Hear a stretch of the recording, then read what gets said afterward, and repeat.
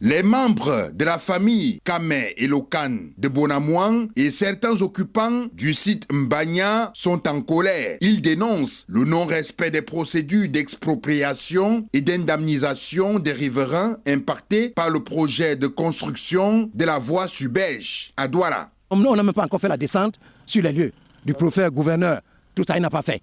Il ne peut pas venir gâter le terrain. Il a déjà cassé encore ce matin, il a cassé les fondations des gens là-bas. Qui marchent normalement. Non, je suis tellement fâché, on ne comprend pas pourquoi ils cherchent la base vie. On a dit qu'on n'est pas d'accord, on ne vend pas la base vie. En plus, les familles propriétaires du titre foncier 48004 déclarent avoir été abusées par l'entreprise chinoise qui s'occupe de la construction de la voie Subège de prédation foncière, soit environ 18 hectares de terrain arrachés par force pour l'implantation de leur base vie. Ces propriétaires citent le maire de la ville comme chef d'orchestre. Ils commencent les travaux en détruisant les fondations des gens, en disant que les gens les ont pris ces 200 millions pour les louer, pour vendre une partie, ce qu'on appelle base vie. Alors là où ils devaient mettre le matériel, ils ont pris la gendarmerie, la police, sur le prétexte qu'ils sont en train de faire la route, or que c'était la base vie. Finalement, cette supercherie a été mise à nu.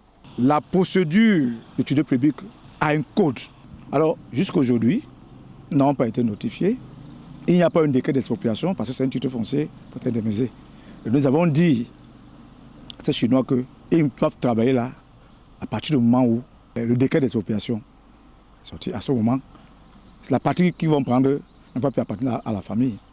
Mais tant qu'il n'y a pas ce décret, rien ne doit justifier leur présence sur le terrain. Et nous sommes fermes là-dessus.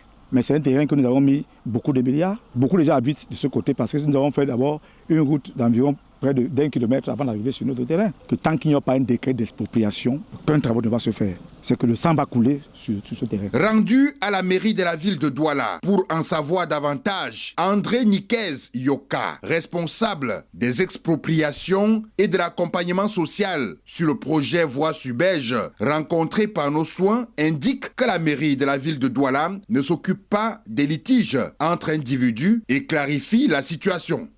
En l'espèce, il faudrait dire qu'il y a un arrêté qui porte d'utilité publique les travaux de la voie Subège, qui a été bel et bien notifié au maire.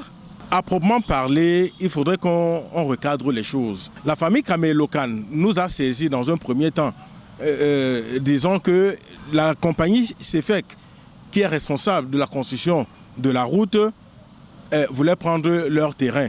On leur a dit, nous ne sommes pas là pour gérer les problèmes de terrain, nous ne sommes pas le cadastre, nous ne sommes pas les domaines de toutes les façons. Donc s'il y a un problème de terrain, que les parties aillent s'entendre. Nous, ce qui nous concerne, c'est la construction de la route. Nous ne sommes pas là pour gérer les litiges entre les personnes parce que ce n'est pas de notre compétence.